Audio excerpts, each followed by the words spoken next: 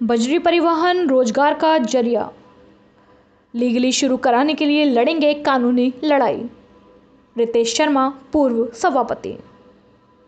धौलपुर जिले के धड़ियाल अभ्यारण्य क्षेत्र में होने की वजह से सुप्रीम कोर्ट से चंबल नदी से बजरी का दोहन पूरी तरह से प्रतिबंधित है। चंबल बजरी पर प्रतिबंध होने के बाद पुलिस द्वारा बजरी की रोकथाम के लिए लगातार धरपकड़ की जा रही है। बजरी कारोबारियों के खिलाफ हो रही पुलिस की कार्यवाही के बाद धौलपुर नगर परिषद के पूर्व चेयरमैन रितेश शर्मा ने चंबल बजरी को लेकर आने के लिए संघर्ष समिति के गठन का ऐलान किया है। पूर्व चेयरमैन रितेश शर्मा ने प्रेस कॉन्फ्रेंस के जरिए संघर्ष समिति के गठन का ऐलान करते हुए बताया कि चंबल बजरी को लेकर जहां मध्य प्रदेश सरकार ने कुछ घाटों को लीगल कर उनके टेंडर भी जारी कर दिए हैं, जबकि राजस्थान में आज भी चंबल नदी से बजरी निकासी पर प्रतिबंध है। पूर्व चेयरमैन संघर्ष समिति का गठन करते हुए बताया कि चंबल बजरी को लेकर जो स्थिति मध्य प्रदेश में है वही स्थिति राजस्थान में भी है, जिसके बावजूद राजस्थान सरकार ने अभी तक चंबल बजरी खनन को लीगल नहीं कराया है, जबकि मध्य प्रदेश सरकार राजस्थान के बॉर्डर पर 2 घाटों को लीगल करा चुकी है। पूर्व चेयरमैन बजरी कारोबारियों को राहत दिलाने के लिए संघर्ष समिति का गठन कर राजस्थान सरकार से उनकी पैरवी करने की मांग की है। राजस्थान प्रदेश में आगामी विधानसभा चुनाव 5 से 6 महीने के दरमियान होना है। चुनाव की सुगबुगाहट से पूरे प्रदेश में शुरू हो गई है। विधानसभा चुनाव नजदीक आते ही बिलों में बंद बैठे नेता भी अब उभर कर सामने आने लगे हैं। पूर्व सभापति रितेश शर्मा भी राजनीतिक परिवार से ताल्लुक रखते हैं। विधानसभा चुनाव को देखते हुए लोगों को लुभाने के लिए उन्होंने प्रेस वार्ता कर संदेश देने की कोशिश की है। चुनावी साल होने के कारण धार्मिक आयोजन एवं सामाजिक गतिविधियों में नए नेता निकलकर पोस्टर और बैनर छपवाकर खुद को साबित करने में लगे हुए हैं। हाल ही में मध्य प्रदेश सरकार ने अपने प्रयासों से कुछ घाटों को खुलवाया है चंबल खनन के लिए, रेत खनन के लिए। तो उस साइड के लोगों को बहुत बड़ी राहत मिली है। 25-30 हज़ार आदमी उधर भी रोजगार से बंधा हुआ था। मैं ये चाहता हूँ कि राजस्थान सरकार भी इसमें आगे पहल करे, यहाँ के घाटों को भी खुलवाए जाए।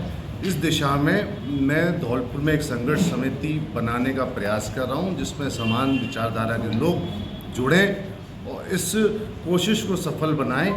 ये कोई नेतागिरी का सब्जेक्ट नहीं है। धौलपुर में 40-50 हज़ार आदमी को इससे राहत दिलाने का प्रयास है।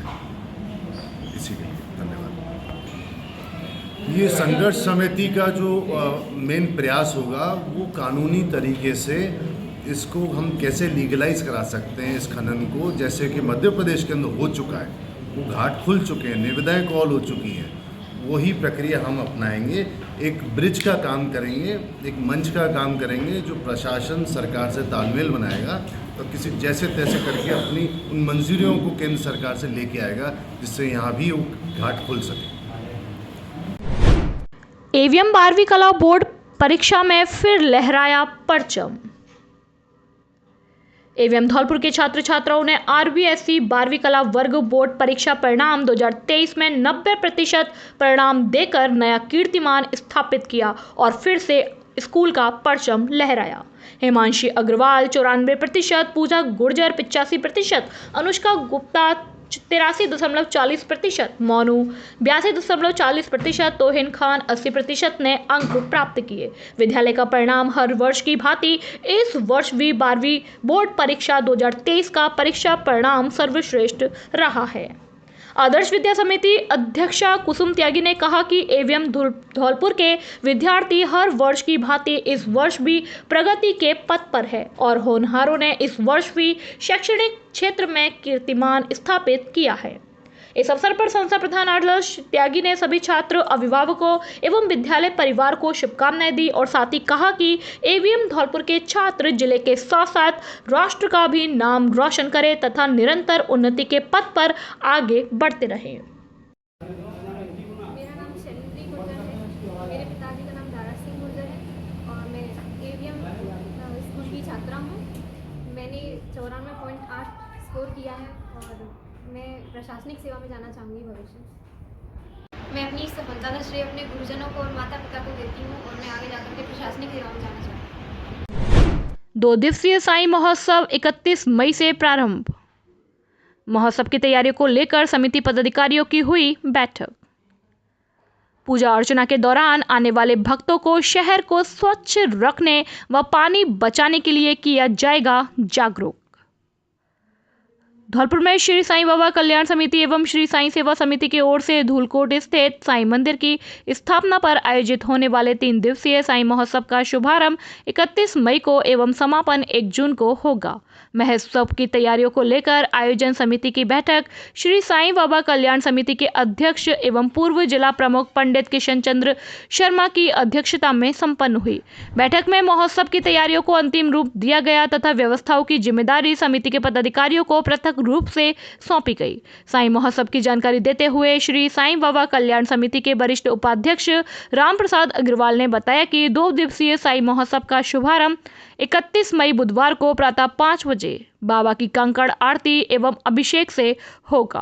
प्रातः 7 बजे पूजा अर्चना, प्रातः 9 बजे झंडारोहण, फूल बंगला झांकी, शाम 4 बजे भजन कीर्तन, शाम 6 बजे प्रसादी वितरण, शाम 7:30 बजे महाआरती एवं दीपदान, रात्रि 9:30 बजे से शयन आरती संपन्न होगी। अग्रवाल ने बताया कि कार्यक्रम में Chambal press club, express club व CRC ग्रुप के सभी सदस्य भी योगदान दे रहे हैं। समिति के सचिव जितेंद्र सिंह राजौरिया ने बताया कि साईं महोत्सव में पूजा अर्चना के लिए शिरडी साईं पूजा से प्रशिक्षित पुजारियों द्वारा विशेष पूजा अर्चना की जाएगी। महोत्सव के दौरान साईं भक्त प्रसादी, रुद्र अभिषेक एवं भंडारे में शामिल हो सकेंगे। इसके लिए उन्हें समिति द्वारा निर्धारित व्यवस्था के अनुसार पूजा अर्चना में भाग लेना होगा।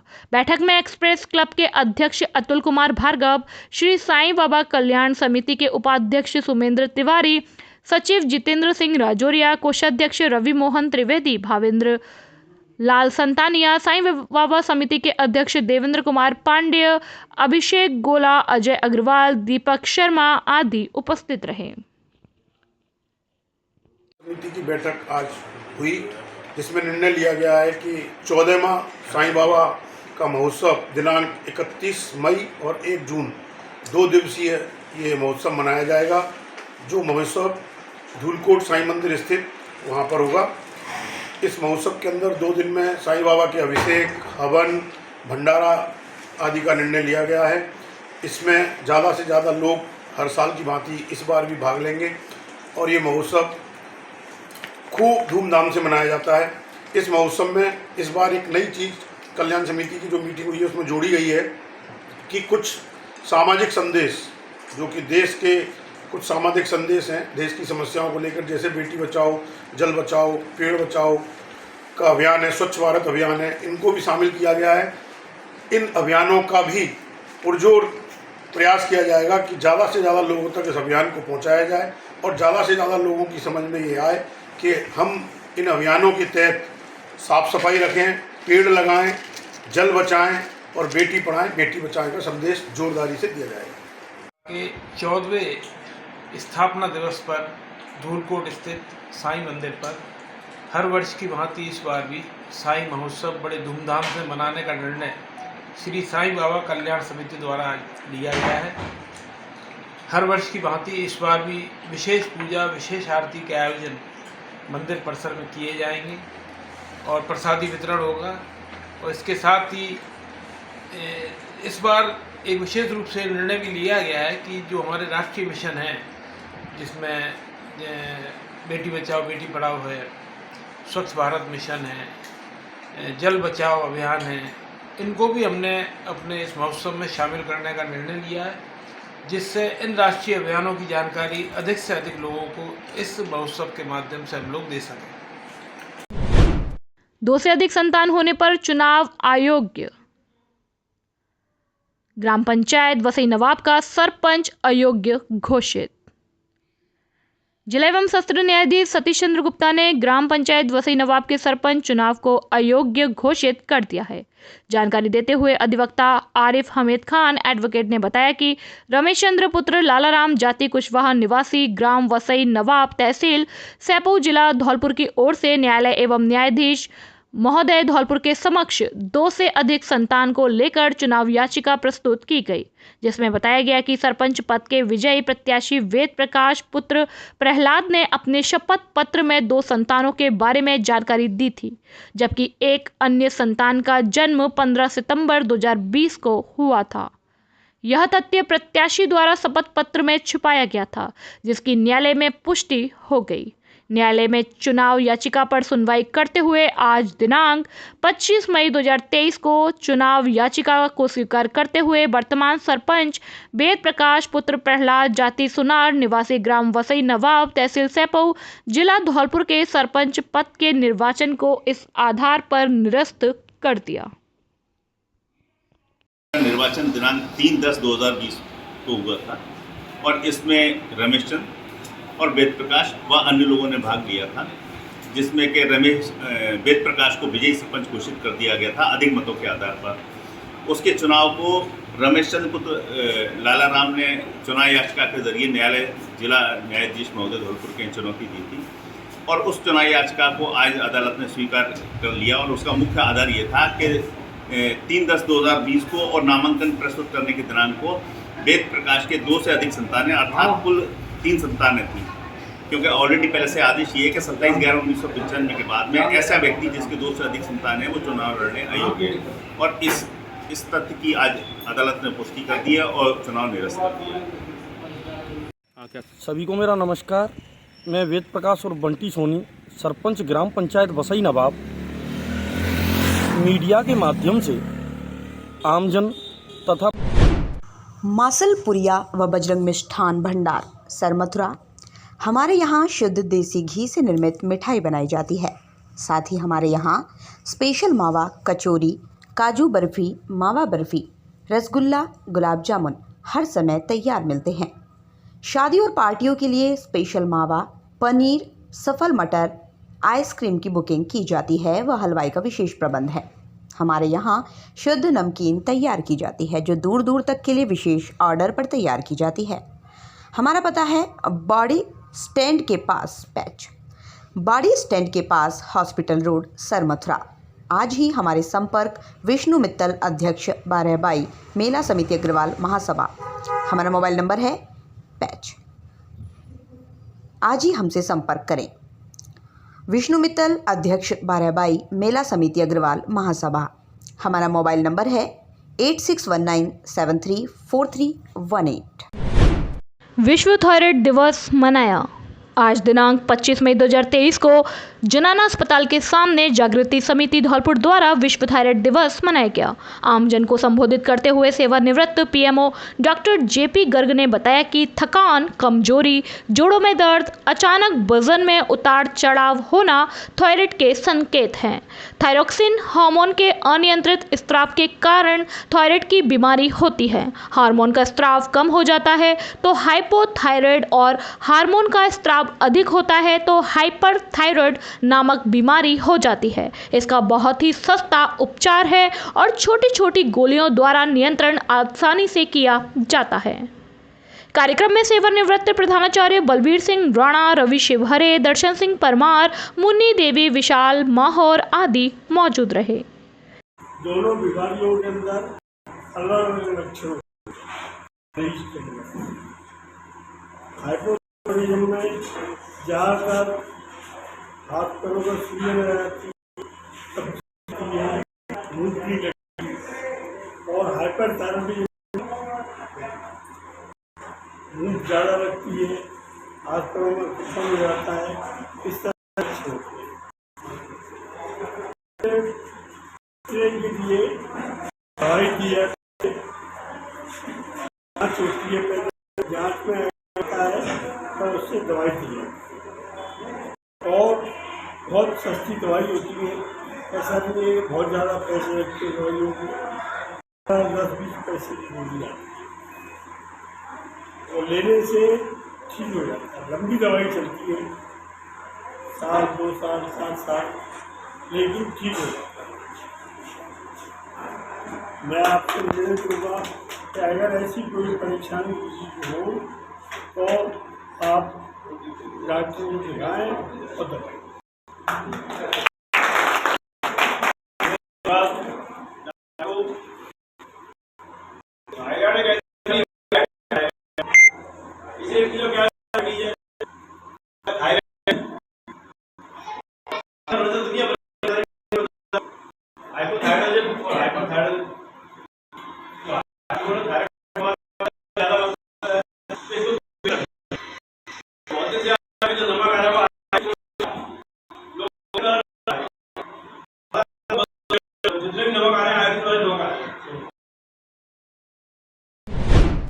कलश यात्रा के साथ 7 दिवसीय भागवत कथा का शुभारंभ। भागवत कथा को सुन भाव विभोर हुए श्रोता। सैपो उपखंड के गांव परुआ में गुरुवार से 7 दिवसीय श्रीमद् भागवत कथा का शुभारंभ कलश यात्रा के साथ किया गया। कथा के पहले दिन आचार्य ब्रजेश शास्त्री ने भागवत कथा का सुनाया। धुंधकारी और गोकर्ण की कथा का भी विस्तार पूर्वक चरित्र चित्रण किया गया। आचार्य ब्रजेश शास्त्री ने उपदेश देते हुए कहा कि श्रीमद् भागवत कथा का सेवन करने से मानव के समस्त पाप नष्ट हो जाते हैं और मनुष्य भक्ति और मुक्ति को प्राप्त करता है। उन्होंने बताया, कलयुग में मानव के कल्याण के लिए श्रीमद् भागवत कथा सेतु का काम करती है। भागवत कथा रूपी सेतु के माध्यम से मानव भवसागर को पार कर सकता है। इस दौरान विनीत कुमार शर्मा, केदार सिंह, रामजीलाल परमार, ताराचंद्र शर्मा, कल्याण सिंह, हरि सिंह, राम अवतार, रामदयाल शर्मा, हरिविलास शर्मा, माली शर्मा, मलखान परमार आदि श्रोतागण मौजूद रहे। राजकीय बालिका विद्यालय धौलपुर की हर्षिका कंसाना ने किया जिला टॉप, 95.20% अंक प्राप्त किए। IAS बनने का सपना। माध्यमिक शिक्षा बोर्ड अजमेर द्वारा घोषित कला वर्ग के परीक्षा परिणाम में राजकीय बालिका उच्च माध्यमिक विद्यालय धौलपुर की छात्रा हर्षिका कंसाना, पुत्री श्री श्यामवीर गुर्जर, निवासी पहलवान कॉलोनी, ग्वालियर रोड, धौलपुर ने 95.20% अंक प्राप्त कर स्कूल व समाज का नाम रोशन किया है। प्रधानाचार्य अर्चना मिश्रा के निर्देशन में राज्य अवार्डी व्याख्याता भगवान सिंह मीणा ने हर्षिका के घर पर जाकर हर्षिका को मिठाई खिलाकर व फूलमाला व पुष्प गुच्छ भेंट कर शुभकामनाएं व बधाई दी। बेटी हर्षिका ने स्कूल परिवार के शिक्षकों को और परिवारिक जनों में दादा रामजीलाल गुर्जर कुश्ती में राजस्थान केसरी भी रहे हैं और सेवानिवृत्त हेड कांस्टेबल है, उसके साथ ही माता पिता व चाचा हनुमंत को दिया है। माता सुमन देवी गृहिणी है और पिता श्यामवीर सिंह व्यवसायी है। हर्षिका कंसाना का सपना है कि वह एक IAS अधिकारी बनकर समाज और देश के लिए काम करे। इस अवसर पर परिवारीजन व व्याख्याता जयप्रकाश गुर्जर, द्वारिका प्रसाद, एडवोकेट प्रकाश गुर्जर, रामधन राम खतिहार, गीताराम महादेव, अर्पणा गुर्जर, रुक्मणी उर्फ माला गुर्जर सहित अन्य उपस्थित रहे। भ्रष्टाचार, जंगलराज और कुशासन का पर्याय बन चुकी है गहलोत सरकार। विधानसभा क्षेत्र बसेड़ी के जारगा मंडल कार्य समिति की बैठक शीर्ष नेतृत्व के निर्देशानुसार जारगा में आयोजित की गई। मंडल अध्यक्ष मोहन शर्मा द्वारा मंडल कार्य समिति का राजनीतिक प्रस्ताव पेश किया गया। अध्यक्ष ने बताया कि प्रधानमंत्री नरेंद्र मोदी के 9 साल पूरे होने पर 30 मई से 30 जून तक कार्यक्रम चलेंगे, जिनके बारे में विस्तार से चर्चा की गई। वहीं बैठक में राजनीतिक प्रस्ताव में गहलोत सरकार की कमियां हैं। गहलोत सरकार की नीतियों से जनता त्रस्त है, चाहे वो बिजली के बिलों की समस्या हो या पानी की समस्या, सड़क का मुद्दा हो, चाहे कुछ भी हो, लेकर चर्चा को प्रस्ताव रखा गया। उपस्थित पदाधिकारियों द्वारा अनुमोदन भी दिया गया। कार्य समिति में मुख्य अतिथि विनय परमार ने कहा कि भारत के प्रधानमंत्री नरेंद्र मोदी के 9 वर्ष का कार्यकाल पूरा होने जा रहा है। उनके 9 साल सफल कार्यकाल के उपलक्ष्य में जिले भर में कार्यक्रमों का आयोजन किया जाएगा। लाभार्थी सम्मेलन आयोजित किए जाने हैं। मोदी सरकार की जन कल्याणकारी योजनाओं को मंडल के प्रत्येक व्यक्ति तक पहुंचाने का अभियान चलाया जाएगा। कोर्ट से तारीख पेशी से लौट रहे 2 भाइयों पर आधा दर्जन बदमाशों ने किया हमला। गंभीर रूप से घायल हुए दोनों भाइयों को हायर सेंटर किया रेफर। पुरानी रंजिश को लेकर कोर्ट में विचाराधीन है मामला। धौलपुर जिले के बाड़ी उपखंड में कोर्ट से तारीख पेशी से लौट रहे 2 सगे भाइयों पर तालाबेशाई के पास आधा दर्जन बदमाशों ने घेराबंदी कर हमला कर दिया। बदमाशों द्वारा किए गए हमले में दोनों भाई गंभीर रूप से घायल हो गए। हमले की सूचना मिलते ही मौके पर पहुंची सदर थाना पुलिस ने सड़क पर घायल अवस्था में पड़े दोनों भाइयों को बाड़ी के सरकारी अस्पताल में भर्ती कराया, जहां से उन्हें उपचार के लिए जिला अस्पताल के लिए रेफर कर दिया है। पुलिस हमलावरों की तलाश में जुटी हुई है। आपको बता दें कि बसईडांग थाना इलाके के मुतावली गांव के रहने वाले दोनों भाई राजेंद्र गुर्जर और अनार सिंह पुत्रगण आदिराम गुर्जर बाइक से आज गुरुवार को बाड़ी उपखंड के कोर्ट में किसी केस की तारीख पेशी पर आए हुए थे। कोर्ट से तारीख पेशी करने के बाद दोनों भाई कस्बे के बाजार से गृहस्थी का सामान खरीदकर वापस अपने गाँव बाइक से ही लौट रहे थे। जैसे ही दोनों भाई तालाबेशाही के पास पहुंचे तो वहां पहले से ही घात लगाकर बैठे आधा दर्जन बदमाशों ने उन पर लाठी डंडों से हमला कर दिया। बदमाशों के हमले में दोनों भाई बाइक से गिर गए। इसके बाद हमलावरों ने दोनों भाइयों की लाठी डंडों से जमकर मारपीट कर दी। हमलावर अन्य लोगों को आता देख मौके से फरार हो गए। बदमाशों द्वारा दोनों भाइयों पर किया गया हमला पुरानी रंजिश का है और इसी मामले में दोनों भाई आज कोर्ट में तारीख पेशी पर आए थे, जहां से गांव लौटते समय हमलावरों ने हमला कर दिया। मामले को लेकर बाड़ी सदर थाना पर तैनात एएसआई जगदीश प्रसाद ने बताया कि सूचना मिलते ही पुलिस जाब्ता मौके पर पहुंचा। दोनों भाई लहूलुहान अवस्था में सड़क पर पड़े मिले थे, जिनको एम्बुलेंस की मदद से बाड़ी के सरकारी अस्पताल में भर्ती कराया, जहां से उन्हें उपचार के लिए जिला अस्पताल रेफर कर दिया है। घटना के पीछे कारण क्या रहे, इसकी जांच की जा रही है। राजेंद्र सर, हम कोर्ट से तारीख करके जा रहे थे, रास्ता में घेर के हमारे संग जो स्थिति हुई थी, लाठी डंडा, फस्सा, कट्टा, सरियन से मारपीट की है, हाथ पैर तोड़ दिए बाबूजी। कितने लोगों ने मारपीट करी आपके साथ? 12-13 होंगे। उनके हाथों में क्या था? उनके हाथों में लाठी डंडा, सरिया, कट्टा। क्या जने घायल हुए आप लोग? दोनों भाई। जो झगड़ा हुआ क्या मामला है? आज थाना पर सूचना मिली कि गजपरा मोड़ से आगे चोरुपुरा रोड पर कुछ व्यक्ति में आपस में लड़ाई झगड़ा हो रहा है। इस सूचना पर मौके पर पहुंचे, जहां पर राजेंद्र अनार सिंह पुत्र आदराम जाति गुजर निवासी मुतावली व आदराम सनप कुमार पान जाति गुजर मुतावली मौजूद मिले, जिनमें राजेंद्र व अनार सिंह घायल अवस्था में थे। उनसे झगड़े का कारण पूछा तो उन्होंने बताया कि हमारे गांव के जवान सिंह वगैरह से पुरानी रंजिश चली आ रही है। उस रंजिश को लेकर हम कोर्ट बाड़ी से तारीख पेशी करके वापस घर जा रहे थे, तो जवान सिंह वगैरह ने हमें रोककर मारपीट की, जिन्हें सीएससी बाड़ी भर्ती कराया गया। पर्चा बयान और तहरीर को कहा तो उन्होंने बताया कि अभी हम अपना इलाज करा रहे हैं, उसके बाद थाने पर आकर उसको दर्ज कराते हैं। सरमथुरा में चुनाव प्रसार किया तो देख लूंगा, बीजेपी के पूर्व विधायक सुखराम कोली को दी धमकी, आरोपी गिरफ्तार। बसेड़ी विधानसभा क्षेत्र के बीजेपी के पूर्व विधायक सुखराम कोली की सरमथुरा इलाके में चुनाव प्रसार नहीं कर देने की धमकी देने के आरोपी को कंचनपुर थाना पुलिस ने शांति भंग के आरोप में हिरासत में लिया है। आरोपी को हिरासत में लेकर पूछताछ करने के बाद पुलिस ने गुरुवार को बाड़ी एसडीएम कोर्ट में पेश किया है। कंचनपुर थाना प्रभारी हेमराज शर्मा ने बताया कि बीजेपी के पूर्व विधायक सुखराम कोली ने थाने पर उपस्थित होकर शिकायत दी है कि वह कंचनपुर इलाके में पार्टी के किसी कार्यक्रम में शामिल होने के लिए जा रहे थे। तभी बंटी मीणा पुत्र विद्याराम मीणा निवासी कुहावनी ने 2 दिन पहले धौलपुर भाजपा कार्यालय में एक कार्यक्रम के दौरान बाड़ी मंडल प्रभारी विष्णु सिंगल से हुई तू मैमे को लेकर बंटी मीणा ने मोबाइल पर फोन करके धौलपुर मीटिंग में हुई नोकझोंक को लेकर खरी कोटी सुनाई और आगामी विधानसभा चुनाव में सरमथुरा इलाके में प्रचार प्रसार के लिए घुसने नहीं देने तक की धमकी दे डाली। थाना प्रभारी ने बताया कि आरोपी बीजेपी का ही कार्यकर्ता है। पूर्व विधायक कोली की शिकायत पर आरोपी बंटी मीणा को गिरफ्तार किया गया है। आरोपी को पुलिस ने पूछताछ के बाद बाड़ी एसडीएम कोर्ट में गुरुवार को शांति भंग के आरोप में पेश किया है। कार्यसमिति की बैठक में हुई थी नोकझोंक।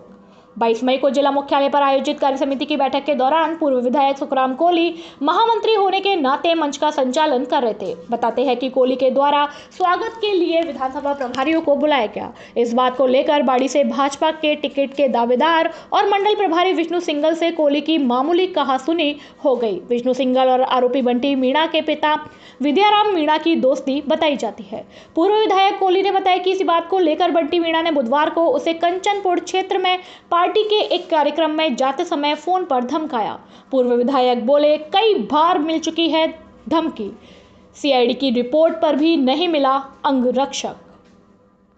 पूर्व विधायक सुखराम कोली ने बताया कि पंचायत चुनाव के दौरान पहले भी उनके साथ वारदात हो चुकी है। उस घटना के बाद मुझे 2.5 माह घर खाली करके जयपुर रहना पड़ा था। मेरे द्वारा दी गई शिकायत के बाद सीआईडी की रिपोर्ट पर गृह मंत्रालय से सुरक्षा के लिए अंगरक्षक उपलब्ध कराने से संबंधित पत्र एसपी ऑफिस में पड़ा हुआ है। उस पर आज तक कोई कार्यवाही नहीं हुई है। 2 दिन पहले फिर से एक और धमकी मिली है।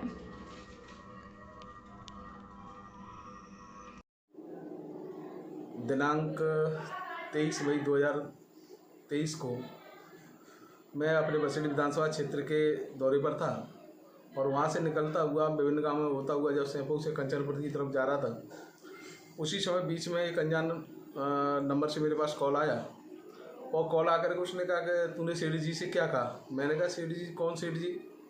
तो उन्होंने कहा नहीं क्या कहा सेठ जी से। मैंने सेठ जी से मैंने कुछ नहीं कहा, अगर कुछ कहा होगा तो उन्हीं से बैठ करके मैं बात कर लूँगा, अगर कोई बात हुई है तो मेरे संज्ञान में तो ऐसी कोई बात नहीं है। उसने कहा कि तू सरमथुरा क्षेत्र में आना, मैं तुझे देख लूँगा।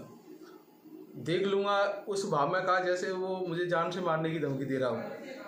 ये एक घटना यही नहीं हुई है, इससे पहले भी मेरे साथ कई बार जान से मारने की धमकियाँ मुझे दी जा चुकी हैं, परंतु मैं उन सब घटनाओं से सोचता था कि कार्यकर्ता के रूप में मैं लेता था कि कार्यकर्ता को बात कहने का हक है, अगर कोई कहता है तो कोई बात नहीं, मैं नहीं चाहता था किसी बात को आगे बढ़ाऊं। परंतु कल ये ज़्यादा बात हो गई, क्योंकि इससे पूर्व में भी जिस समय पंचायती राज का चुनाव था उस समय भी कुछ 3 अनजान लोग मेरे घर पर आए थे, घर में घुस आए थे और मुझे जान से मारने की उन्होंने कोशिश की, परंतु उस समय मेरे पास कोई एविडेंस नहीं था और ऐसी परिस्थितियाँ थी कि मैं FIR दर्ज भी नहीं करा सकता था। ऐसी घटनाएं क्योंकि मैं राजनीतिक व्यक्ति हूं और बसेड़ी विधानसभा का जो क्षेत्र है वो डांग क्षेत्र है, जहाँ पर डकैतों का बहुत ज़्यादा एक स्टेट से दूसरे स्टेट में आगमन रहता है और यहाँ पर आपराधिक प्रवृत्ति के लोग बहुत हैं और उन आपराधिक प्रवृत्ति के लोगों को संरक्षण देने वाले मेरे जो राजनीतिक विरोधी हैं वो कोई न कोई किसी न किसी षड्यंत्र मेरे विरुद्ध रचते रहते हैं। इसलिए मेरा निवेदन है कि मैं राजनीतिक व्यक्ति होने के नाते और मेरा ये भी है कि 2008 से लेकर के जिस समय विधायक बना उस समय से लेकर के आज तक मेरा अपने क्षेत्र में बहुत ज़्यादा मूवमेंट रहता है और जो मेरे प्रिय जनता है उसके सुख दुख में सहभागिता देने के लिए कि मुझे डांग क्षेत्र में भी जाना पड़ता है और पूरे क्षेत्र में आना जाना मेरा रहता है। ये मेरे राजनीतिक विरोधी लोगों को पसंद नहीं आता है, पर इसी कारण से कोई ना कोई मेरे विरुद्ध वो षड्यंत्र रचते रहते हैं। तो कल जो 23 तारीख की घटना है ये भी शायद उसी से जुड़ी घटना हो, क्योंकि पूर्व में मेरे पास साक्ष्य नहीं थे और साक्ष्य न होने के कारण मैं कोई ऐसी कानूनी कार्रवाई नहीं करवा पाया था। इससे पूर्व जब जिस समय पंचायती राज में मेरे साथ घटना हुई तो लगभग 2.5 महीने के लिए मेरा घर भी खाली रहा था और मैं जयपुर रहा था उन सभी चीज़ों से लेकर के। और उस समय मैंने गृह मंत्रालय राजस्थान सरकार को भी निवेदन किया था, लेटर वहाँ भी दिया था और तत्कालीन जो भी SP रहे थे सबको मैं वर्बली बता चुका था। उसी आधार पर CID ने जांच की और जांच करके वहाँ से गृह मंत्रालय राजस्थान सरकार से मेरे लिए यहाँ पर कोई लेटर भेजा था सुरक्षा की मद्देनज़र, वो हालांकि SP ऑफिस धौलपुर में। सर ये सुखराम कोहली परिवार वाला क्या मामला है सर? पूर्व विधायक सुखराम कोहली जी की शिकायत पर बंटी पुत्र विद्याराम मीणा निवासी कुआमनी को 151 CRPC में गिरफ्तार कर तहसीलदार साहब के समक्ष पेश किया गया है। धौलपुर जिले के मनिया कस्बे में कुशवाहा समाज ने 12% आरक्षण, लवकुश कल्याण बोर्ड और अन्य मांगों को लेकर बैठक का आयोजन किया। बैठक में 12% आरक्षण, लवकुश कल्याण बोर्ड और लवकुश छात्रावास की मांग को लेकर चर्चा की गई। बैठक में आरक्षण समिति के सभी पदाधिकारियों ने 17 जून को महापंचायत का निर्णय लिया। बैठक में समिति के पदाधिकारियों ने कहा कि राज्य सरकार 17 जून से पहले हमारी मांगों की घोषणा नहीं करती है तो समाज 17 जून को मनिया कस्बे के कमलापुरा में महापंचायत कर आर पार के आंदोलन की घोषणा करेगा। बैठक में जयपुर में होने वाली 4 जून 2023 की महापंचायत में समाज के लोगों को शामिल होने का भी निर्णय लिया है। बैठक में कुशवाहा समाज के प्रदेश अध्यक्ष पूरन सिंह कुशवाहा ने कहा कि समाज जिस रास्ते को अपनाएगा उस रास्ते पर पूरा समाज खरा उतरने की कोशिश करेगा और समाज अपने हक और अधिकारियों के लिए लड़ाई को जारी रखेगा। बैठक में कुशवाहा आरक्षण समिति के पदाधिकारी मौजूद रहे। मैं वासुदेव प्रसाद कुशवाहा, प्रदेश आरक्षण संघर्ष समिति सह संयोजक राजस्थान, आज कमलापुरा मनिया धौलपुर में कुशवाहा समाज की सभा का आयोजन किया गया। निर्णय हुआ सरकार को 12% जनसंख्या के आधार पर कुशवाहा शाक्य सैनी माली मौर्य भाइयों को आरक्षण दिया जाए एवं सभी समाजों के बोर्ड बना दिए गए हैं, तो ज्योतिबा फूले बोर्ड से अलग निकाल करके कुशवाहा शाक्य समाज के लिए लवकुश कल्याण बोर्ड का गठन किया जाए। 4 जून को माली महासभा जो माली संगम किया जा रहा है, उन्होंने लव कुश कल्याण बोर्ड की मांग को रखा है। इसलिए माली महासंगम में समाज से पहुंचने का आग्रह किया, क्योंकि माली महासभा लव कुश कल्याण बोर्ड गठन के पक्ष में है कि कुशवाहा समाज के लिए, साक्य समाज के लिए लव कुश कल्याण बोर्ड का गठन किया जाए, 12% आरक्षण दिया जाए। अगर ऐसा नहीं होता है तो 17 जून को बहुत बड़ी महासभा का आयोजन मनिया धौलपुर में किया जाएगा।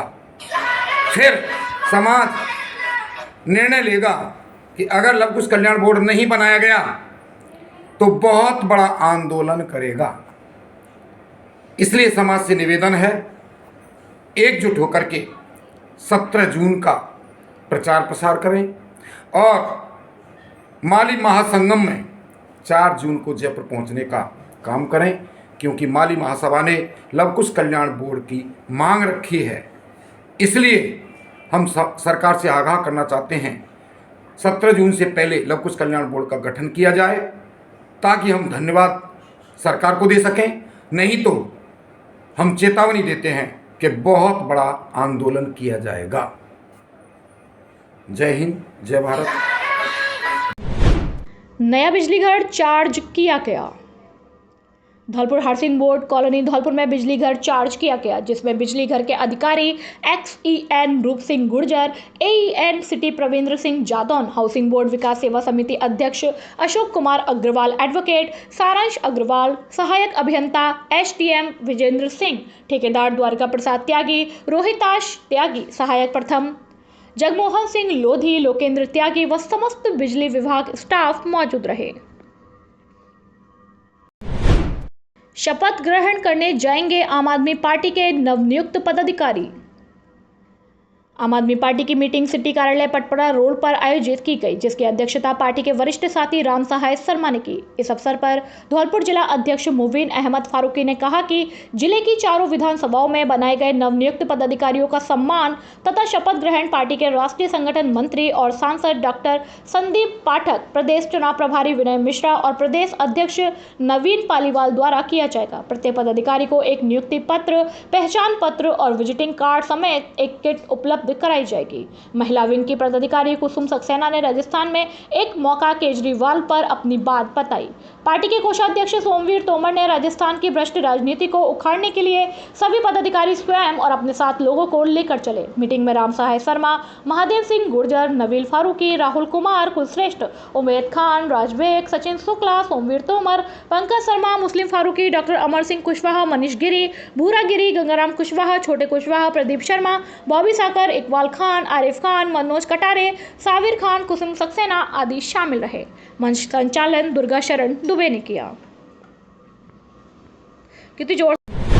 धौलपुर जिले के नेशनल हाईवे संख्या 44 पर सागरपाड़ा के पास एक कार और डंपर में हुई भिड़ंत में 2 युवक घायल हो गए, जिसमें एक युवक की हालत नाजुक बनी हुई है। पुलिस सूत्रों से मिली जानकारी के अनुसार सोनू पुत्र पूर्व सिंह निवासी सबलगढ़ अपने एक अन्य मित्र के साथ कार में सबलगढ़ से आगरा किसी कार्य के लिए जा रहे थे। तभी सागरपाड़ा मोहल्ले के पास तेज गति से आते हुए एक डंपर ने कार में टक्कर मार दी, जिसमें एक युवक की हालत नाजुक बताई जा रही है। वहीं सोनू को भी उपचार के लिए जिला चिकित्सालय में सागरपाड़ा पुलिस चौकी के रविंद्र सिपाही ने जिला अस्पताल में भर्ती कराया है। रेलवे फाटक के पास फायरिंग कर जानलेवा हमला करने के मामले में 2 बदमाशों को जेल परिसर धौलपुर व एक बदमाश को गुमट से किया गिरफ्तार। धौलपुर जिले की बाड़ी कोतवाली थाना पुलिस ने 13 जनवरी 2023 को समय सुबह करीब 10:15 बजे चौहान मेडिकल दुकान से दवाई लेकर घर जा रहे 30 वर्षीय कार सवार बंटू पुत्र भोगीराम गुर्जर निवासी गांव अतराजकापुरा थाना कंचनपुर जिला धौलपुर पर थाना क्षेत्र में रेलवे फाटक के पास फायरिंग कर जानलेवा हमला करने की घटना को अंजाम देकर मौके से फरार हुए आरोपियों के खिलाफ 30 वर्षीय पीड़ित बंटू गुर्जर द्वारा थाने पर उपस्थित होकर पेश की गई तहरीर पर पुलिस ने तत्काल कार्रवाई करते हुए मुकदमा नंबर 9/2023 भारतीय दंड संहिता की अपराध धारा 143, 307, 504 में मामला दर्ज कर मौके से फरार हुए आरोपियों की गिरफ्तारी को लेकर मुखबिर तंत्र माकूल किए गए और मामले में अनुसंधान शुरू किया। और अनुसंधान के दौरान पुलिस ने न्यायालय के आदेश पर उक्त मामले में वक्त घटना समय से फरार चल रहे 27 वर्षीय जमूरा पुत्र चुन्ना निवासी अजीतपुरा गुमटबाड़ी के साथ 26 वर्षीय आरोपी बदमाश रामावतार पुत्र मिट्ठनलाल कोली निवासी भामतीपुरा मामा भांजे की कब्र के पास कोतवाली धौलपुर को जेल परिसर धौलपुर से तथा 24 वर्षीय आरोपी बदमाश अनिकेत उर्फ कल्ला पुत्र महेश सक्सेना निवासी सफेद पीर गुमटबाड़ी थाना बाड़ी जिला धौलपुर को गुमट से गिरफ्तार किया है। शेष अन्य आरोपियों की उक्त मामले में पुलिस तलाश कर रही है। जानकारी देते हुए बाड़ी कोतवाली थाना क्षेत्र की पुलिस चौकी गुमट पर तैनात सहायक उप निरीक्षक पुरुषोत्तम शर्मा ने बताया कि एक मुकदमा दर्ज हुआ था 9/23 जो बंटू गुर्जर ने कराया था दर्ज, जिसमें बंटू गुर्जर के ऊपर जान से मारने की नियत से फायर किए थे राजुद्दीन जमूरा और उसके 2 साथी थे, जिन्होंने फायर किए थे और गाड़ी की तोड़फोड़ की थी। उसमें जो मुकदमा दर्ज हुआ था उसमें 2 मुलजिमों को तो जेल से दस्तयाब किया है। इसमें सिराजुद्दीन उर्फ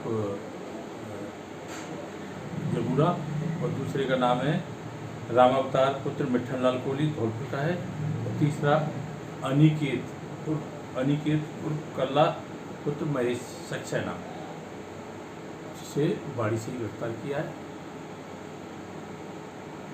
और तफ्तीश जारी।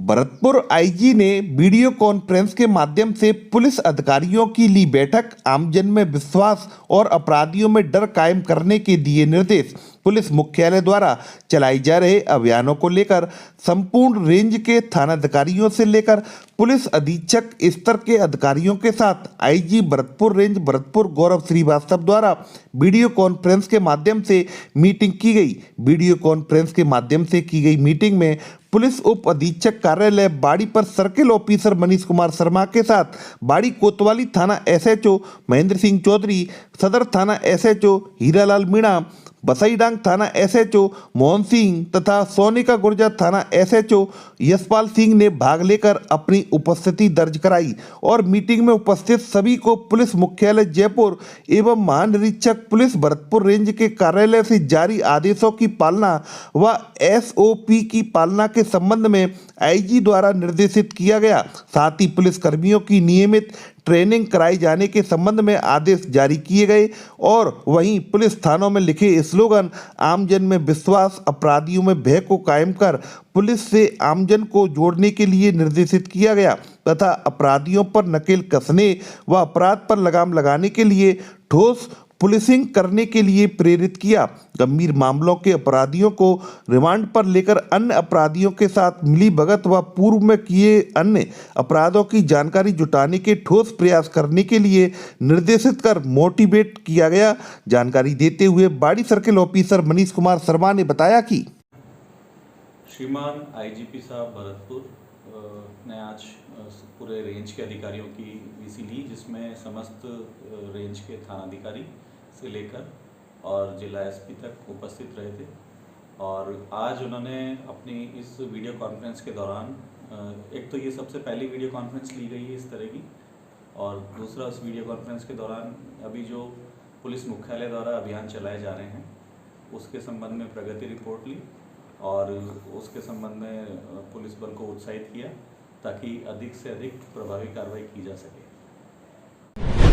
बाड़ी सर्किल क्षेत्र की ग्राम पंचायत कस्बा नगर में खेत से लौट रहे चरवाई की बिजली करंट से हुई मौत के मामले की बसाईडांग थाने पर तैनात सहायक उप निरीक्षक गोपाल सिंह ने दी जानकारी।